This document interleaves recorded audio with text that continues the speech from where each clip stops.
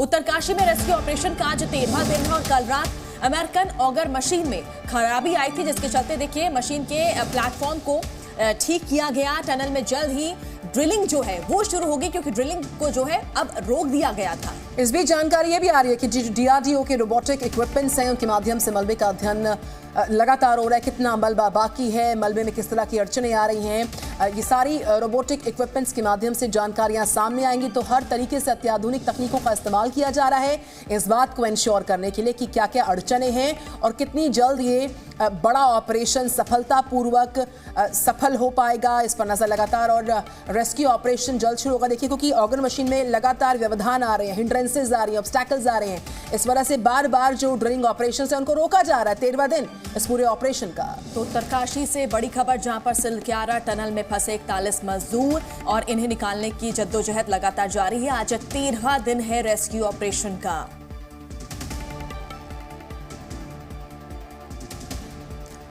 और हमारी एक बड़ी टीम लगातार ग्राउंड पर डिप्लॉयड, अंजलि सिंह लगातार 13 दिन से ग्राउंड की तस्वीर आप तक पहुंचा रही है। साथ ही साथ हमारे साथ NDRF के पूर्व DIG हैं Naveen Bhatnagar ji. Sir, very good morning to you. मैं आपके पास आऊंगी। इस बीच अंजलि के पास चलते हैं, ग्राउंड की तस्वीरें देखते हैं।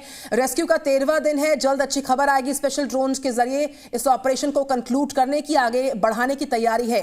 क्या इनपुट्स, क्या डिटेल्स अंजलि?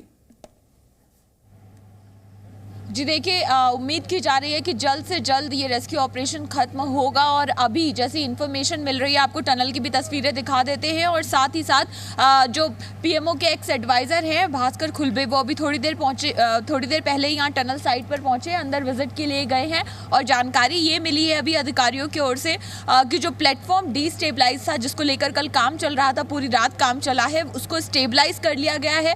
ऑगर के ब्लेड्स की कटिंग जो है वो शुरू कर दी गई है। तो ये माना जा रहा है कि कुछ ही देर में ड्रिलिंग का काम जो है वो भी शुरू कर दिया जाएगा। कल जब ड्रिलिंग रोकी गई थी तो एक मोटा पाइप, जो रूफिंग के लिए जो पाइप इस्तेमाल किया जाता है टनल में, वैसा एक पाइप जो है वो अड़ गया था ऑगर के रास्ते में, जिसके चलते ऑगर मशीन का काम जो है वो रोका गया था। और अभी की तस्वीरें भी आपको दिखा रहे हैं कि तमाम टनल के आसपास जो सुरक्षा कर्मी हैं और अंदर काम करने के लिए जो लोग हैं उनका जाना शुरू हो गया है। और ये माना जा रहा है कि कुछ देर में ड्रिलिंग की का जो प्रोसेस है वो शुरू हो जाएगा। कल 46.8 मीटर तक का आंकड़ा दिया गया था कि वो डिस्टेंस कवर कर लिया गया है और तकरीबन 17 मीटर और बताया जा रहा है जिसको कवर करना है। इस बीच में ये भी जानकारी दी गई है कि जो DRDO से रोबोटिक इक्विपमेंट लाए गए हैं वो डेंसिटी मापेंगे इस बचे हुए मलबे की, और एक इमेजिंग भी जो है वो भी सामने आ जाएगी कि आखिर अगर आगे किसी और तरीके का कोई हार्ड रॉक है या कोई ऐसी चीज़ बीच में आ रही है तो वो इमेज के जरिए भी पता चल जाएगा। तो उसमें मदद मिलेगी उस मलबे की डेंसिटी के अध्ययन में। तो इन तमाम चीज़ों का सहारा लिया जा रहा है और उम्मीद ये की जा रही है कि जल्द से जल्द इसमें कोई ब्रेक थ्रू आ जाए सामने। पाइप की तस्वीर भी हम आपको दिखा रहे हैं, अपने दर्शकों को दिखा रहे हैं, जिसके जरिए जो है ड्रिलिंग रोकी गई।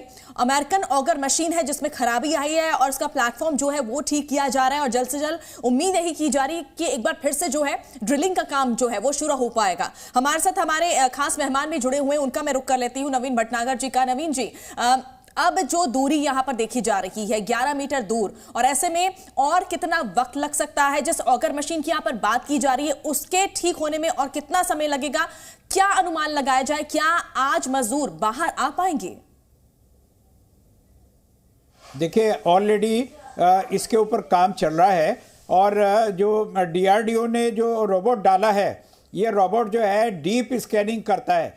इसने डीप स्कैनिंग करके अंदर और क्या ऑब्स्टेकल है और क्या क्या हिंड्रेंस आएंगी, ये इसकी इमेजिंग दे दी है, इसकी रिपोर्ट दे दी है। और इस इमेज से पता लगा है कि अंदर कोई ज़्यादा सीरियस ऑब्स्टेकल नहीं है। तो जैसा कि अभी हमारे पास सूचना आई है, इसके मुताबिक ये है कि आज जैसे ही ड्रिलिंग शुरू होगी तो आपको शाम तक जो है गुड न्यूज़ मिल जाएगी, ऐसा हमारा अनुमान है। बाकी आगे ऊपर वाले बिल्कुल इस अनुमान पर नजर लगातार है। सर, कल भी आप लगातार जी न्यूज के साथ बने हुए थे और जिस तरीके से ये पूरा मैसिव ऑपरेशन 13 दिन से बरकरार है और जिन इक्विपमेंट्स का हम जिक्र कर रहे हैं, अत्याधुनिक इक्विपमेंट्स, चाहे वो DRDO के रोबोटिक इक्विपमेंट्स की बात हो, ड्रोन्स की बात हो और तमाम तरह की ड्रिलिंग मशीनों के इस्तेमाल की बात हो, उम्मीद कर सकते हैं कि जो भी व्यवधान है वो दूर होगा और दोपहर के बाद ये अच्छी खबर आनी शुरू होगी। जिस तस्वीर पर दुनिया भर की निगाहें हैं, 13 दिन का अंधेरा छटेगा और 41 मजदूर रोशनी देख पाएंगे बाहर की। भटनागर जी, जी, और इसमें मैं बता दूं जी, hello, yes sir, please continue, जी। बताइए। जी, तो ये पाइप जो है इनमें आगे जो है डायमंड कटर भी लगे हुए हैं और इसके अलावा इसके शार्प एजेस हैं, तो इसलिए मुझे उम्मीद है कैसा भी ऑब्स्ट्रक्शन आएगा ये इसको काटेगा, एक्सेप्ट लोहे के छड़ या सरिये बीच में ना आए। वो अगर आएंगे तो फिर हमारे एनडीआरएफ के लोग इसी पर मैं बात करूंगी अंजलि से। अंजलि, कल 12 मीटर का पैच था, उसमें लगातार जो लोहे की रॉड्स थी, दीवार थी, उनको कट करने के लिए तमाम इक्विपमेंट्स यूज हो रहे थे। वो पूरा रास्ता बहुत ही जटिल नजर आ रहा था इस ऑपरेशन में। आज भी एक व्यवधान है, वो हिंड्रेंस कितनी निर्णायक साबित होगी इस पूरे ऑपरेशन को और लंबा खींचने में, या फिर हम जल्द वो तस्वीर देख पाएंगे जिसके इंतजार में पूरी दुनिया है? 41 मजदूर बाहर आ पाएंगे, 11 मीटर का पैच कवर हो जाएगा?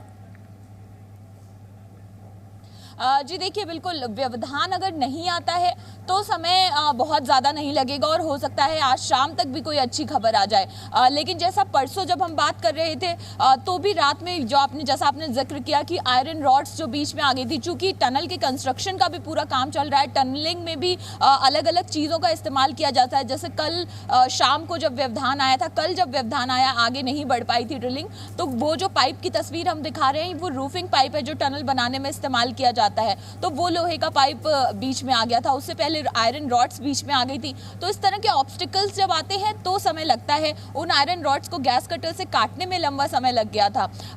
तो इन चीज़ों से टैकल करना जो होता है वो रेस्क्यू टीम के लिए थोड़ा चुनौती भरा हो जाता है, लेकिन तमाम इक्विपमेंट्स यहाँ पर हैं, पेशेंस रखना पड़ता है और धीरे धीरे वो काम जो है वो किया जा रहा है। और अब चूंकि डिस्टेंस बहुत कम है और ये बहुत सेंसिटिव भी है। बिल्कुल अंजलि, देखने में तो ये डिस्टेंस काफी कम लगता है, सुनने में भी काफी कम लगता है, लेकिन जिस तरह से ड्रिलिंग यहाँ पर हो रही है, बीच बीच में व्यवधान आ जाते हैं, कई ऑब्स्टिकल्स आ जाते हैं, और उस पाइप की तस्वीर में हमने देखी जो इस बीच आ गया था, जिसके चलते जो है ड्रिलिंग का काम रोक दिया गया। बहुत बहुत शुक्रिया अंजलि और नवीन भटनागर जी हमारे साथ जुड़ने के लिए।